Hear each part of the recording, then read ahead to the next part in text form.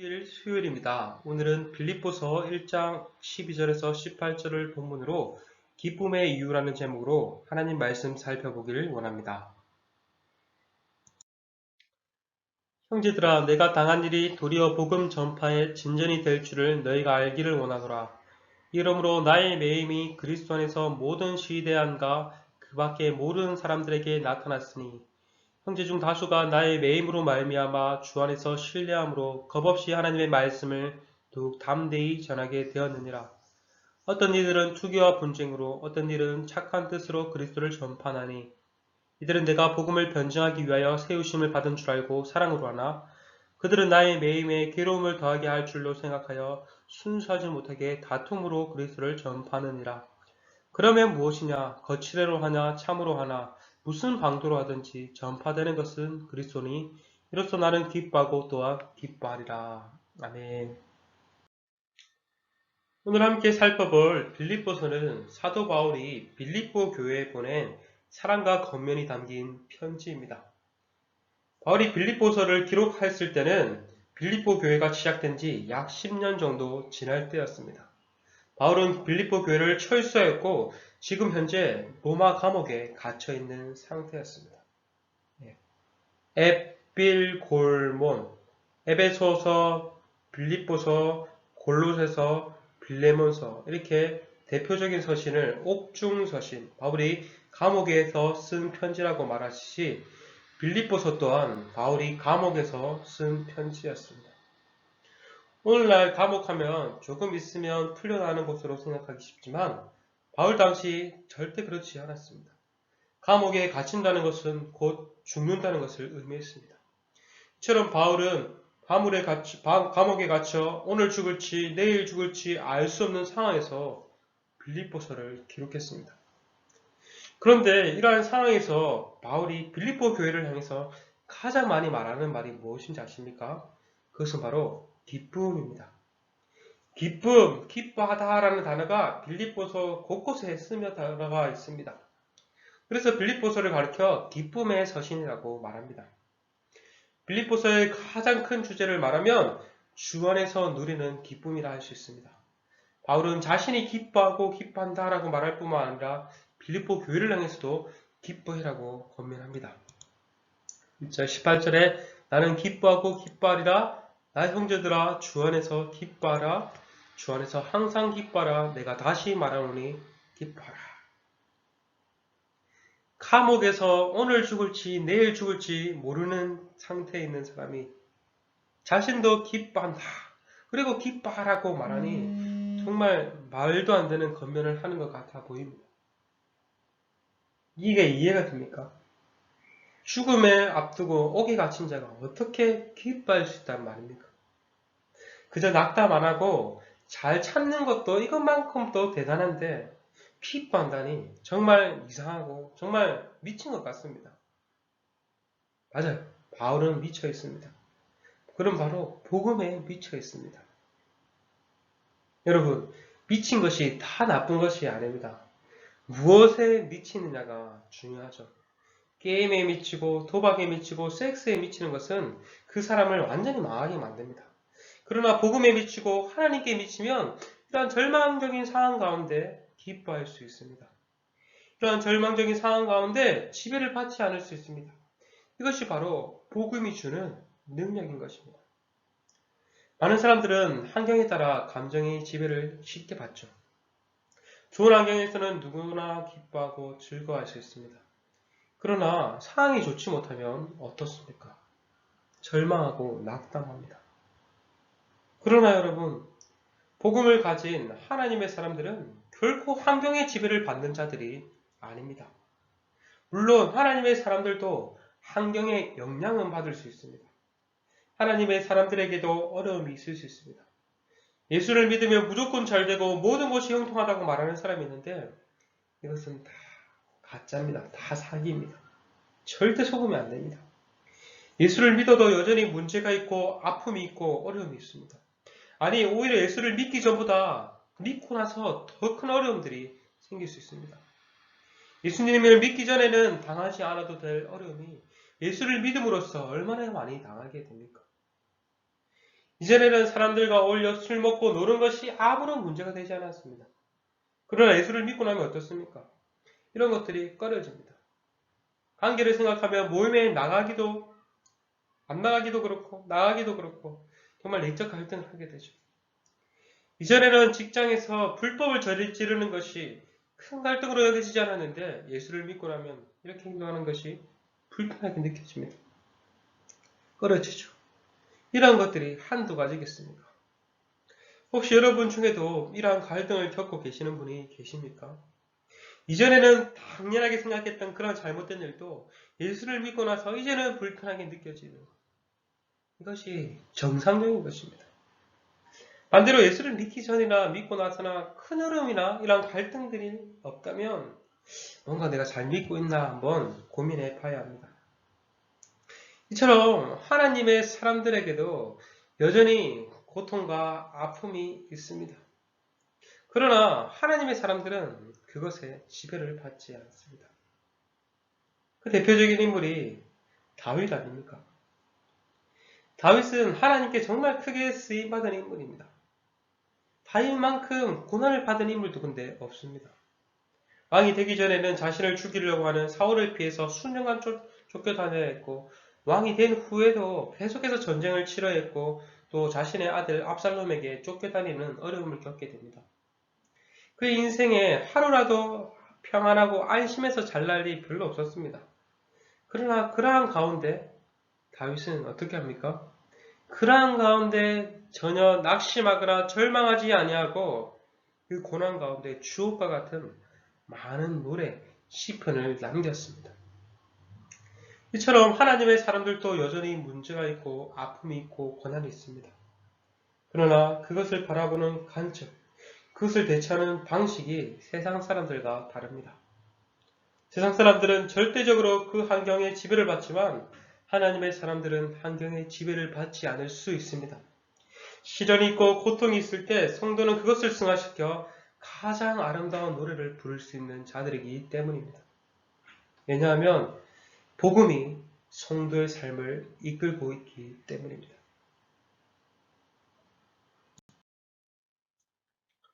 그렇다면 오늘 말씀에서 구체적으로 바울의 기쁨의 이유가 무엇일까요?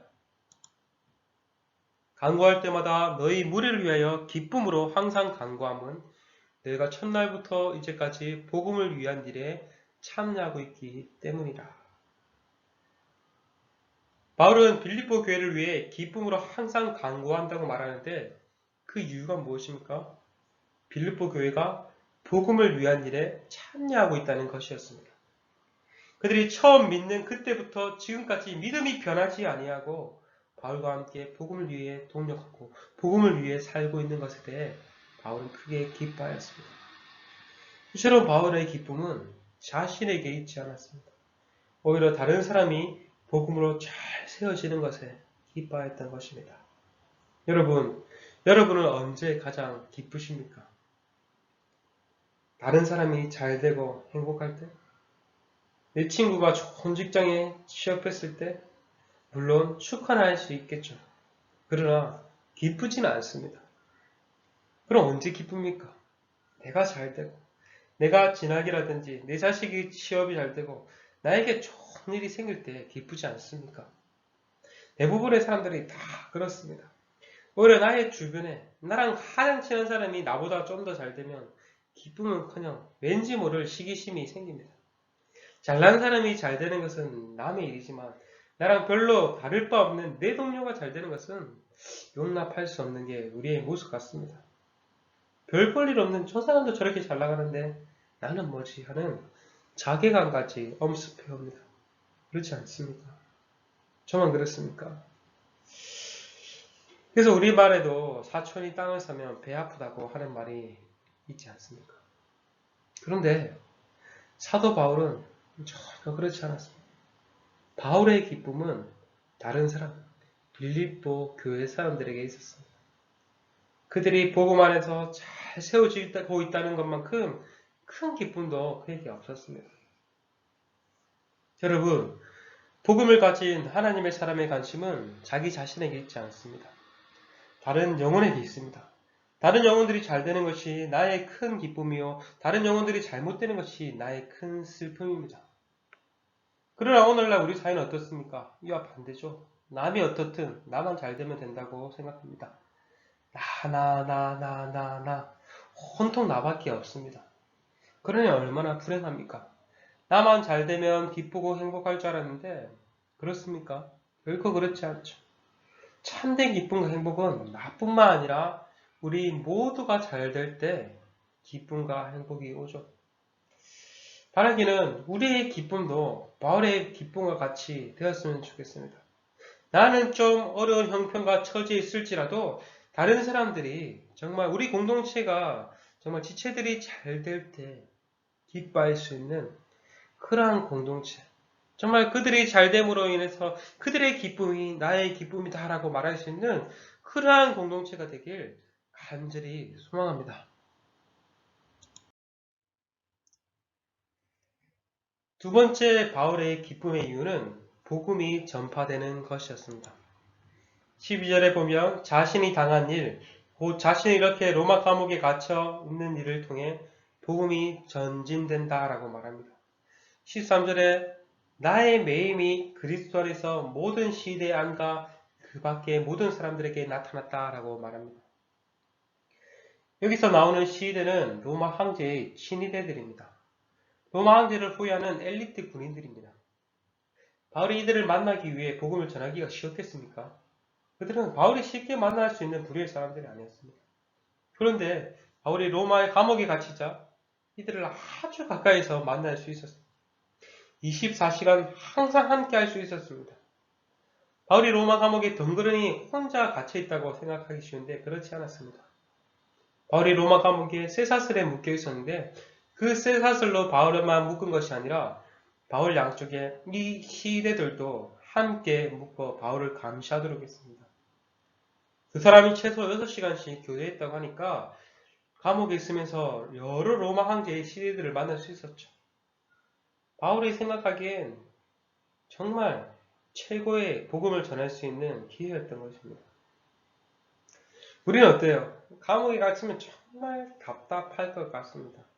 감옥에 갇힌 것도 답답한데 양옆에 자신을 감시하는 사람이 있으니 얼마나 답답했겠습니까? 최소한의 자유도 누릴 수 없었던 것이죠. 그러나 놀라운 사실은 바울은 이러한 상황을 도리어 복음 전파의 기회로 삼았다는 사실입니다. 자기가 갇히지 않았다면 복음을 들어보지 못할 사람들에게 복음을 전하는 기회로 삼았습니다.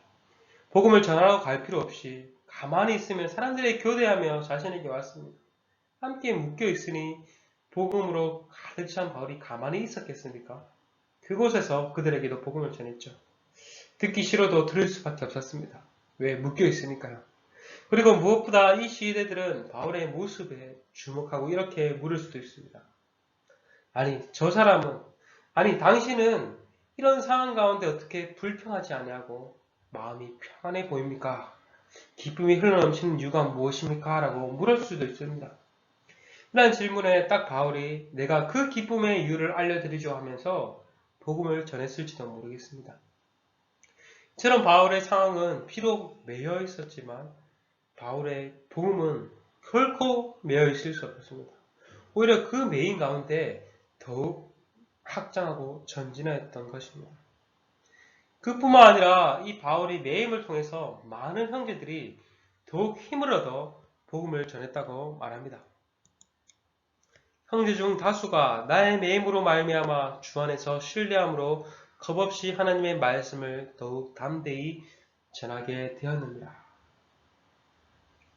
바울이 갇혔다는 소식을 듣고 빌립보 성도들은 그저 낙심만 하고 있지 않았습니다. 도리어 우리가 더 복음 전파 열심을 내어야지 하면서 담대하게 복음을 전했습니다. 하나님의 하시는 일이 놀랍지 않습니까? 인간적으로는 바울이 갇히면 더 이상 이제 복음 전파는 끝났다. 정말 우리는 망했다라고 생각하기 쉽지만 하나님께서는 도리어 이 상황을 통해서 복음을 접할 수 없는 사람들에게 복음이 전파되게 하시고 바울의 매임에 도전을 받은 많은 형제들이 담대히 복음을 전파하도록 하셨던 것입니다. 이것이 바로 기독교의 역설입니다. 예수님도 보십시오. 사탄은 십자가에서 예수님을 죽이면 다 끝날 것이라고 생각했습니다. 그런데 하나님께서는 십자가에서 죽으신 예수님을 다시 살리심으로 하나님의 아들로 확증해 보이셨고 많은 사람들을 구원하셨습니다.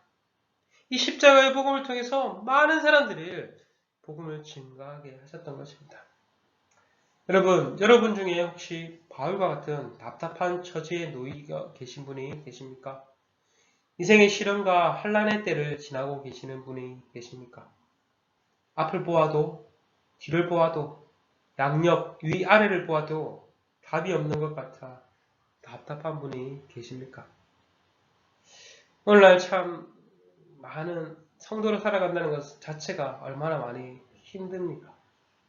특별히 이 코로나 때를 지나가는 우리는 정말 답답한 것들이 한두 개가 아닌 것 같습니다. 그러나 우리가 이러한 상황 가운데 계속 우리의 문제와 우리의 상황에만 집중하고 집착한다면 우리의 삶은 더욱더 비참해질 뿐입니다. 무너져 내릴 것입니다. 바울은 감옥에서 이렇게 생각하지 않았습니다. 왜 나에게 이런 일이 생겼을까? 참 내 인생 비참하다. 이대로 죽는 건가 하면서 굳거나 한탄하지 않았습니다. 도리어 이 일이 복음 전파에 어떤 영향을 끼치게 될까 하며 물었던 것입니다. 바울은 자신의 형편과 상황에 몰두한 것이 아니라 그리스도와 그 영광을 바라보며 복음에 온 관심을 쏟았습니다. 그의 관심은 오직 그리스도가 존귀케 되며 그리스도의 복음이 전파되는 데 있었습니다. 그러니 어디에 있든지 어떤 형편에 있든지 문제가 되지 않았습니다.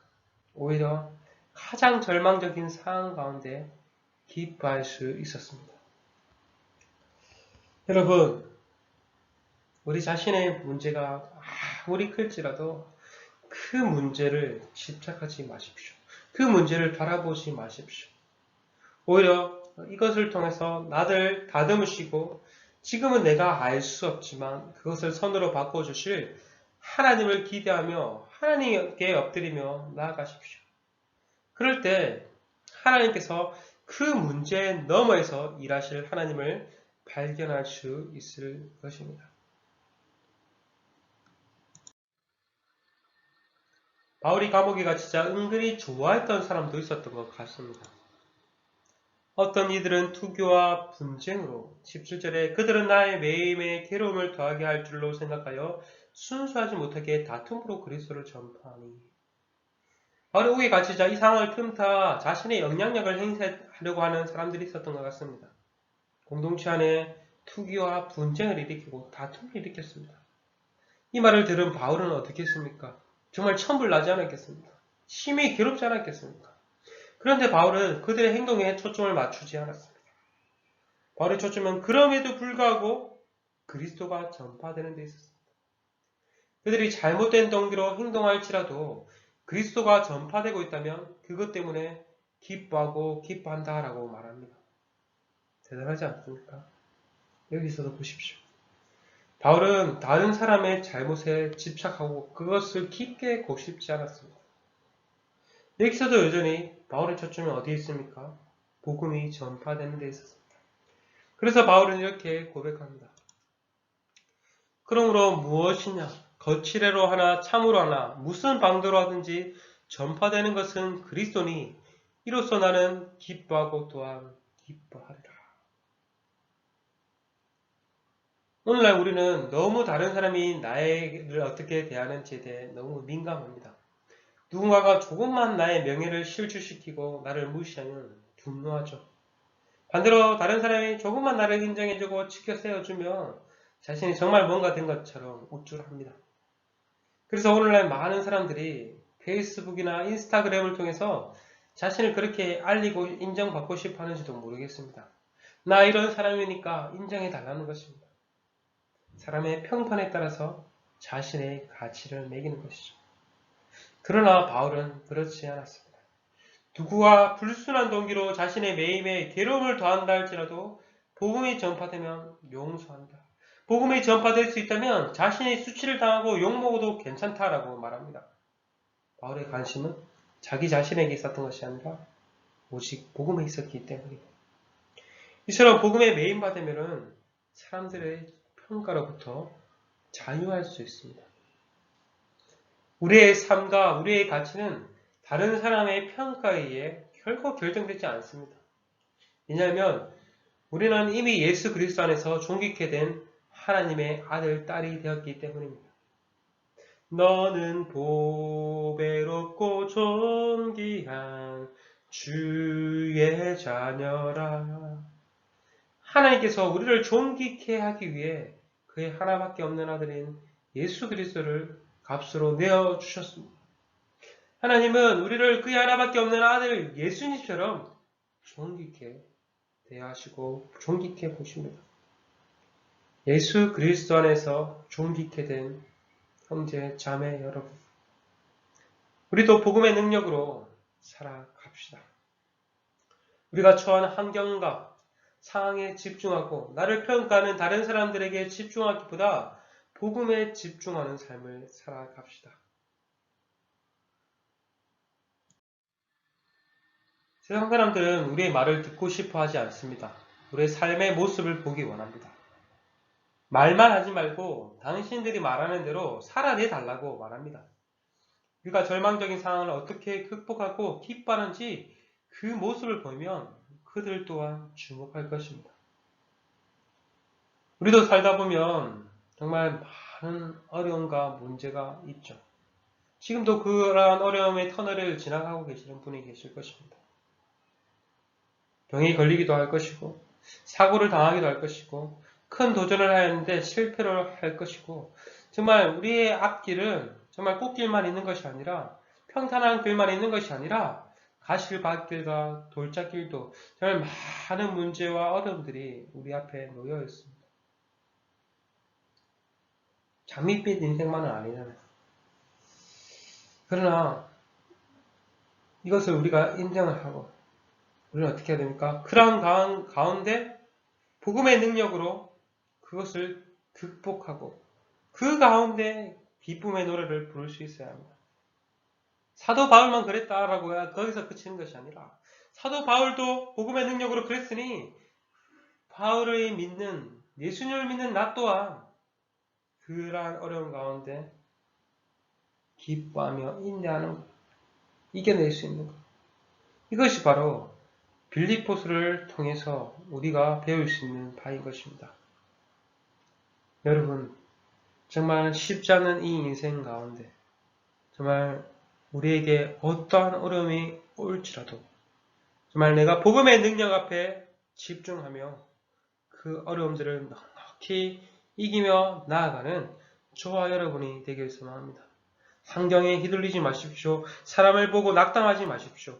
오직 예수님께 우리의 모든 시선을 고정하며 복음 앞에 우리의 모든 것들을 온전히 드리며 그러한 상황 가운데 넉넉히 이기시는 저와 여러분이 되시길 간절히 소망합니다. 이 시간 함께 기도하시겠습니다. 하나님, 복음의 능력으로 충만하여서 정말 절대 기뻐할 수 없는 상황 가운데 기뻐하며 또 기뻐할 것을 권면한 그 사도 바울의 권면을 듣습니다. 우리 또한 어떠한 형편과 상황 가운데 정말 낙심하지 아니하게 하여 주시옵시고 복음의 능력으로 더욱더 충만하여서 인내하며 기뻐하며 또 정말 세상 사람들에게 또 그러한 모습을 통해서 복음을 증가할 수 있는 우리들 다 될 수 있도록 주님 인도하여 주시옵소서. 감사합니다. 예수님의 이름으로 기도드렸습니다. 아멘.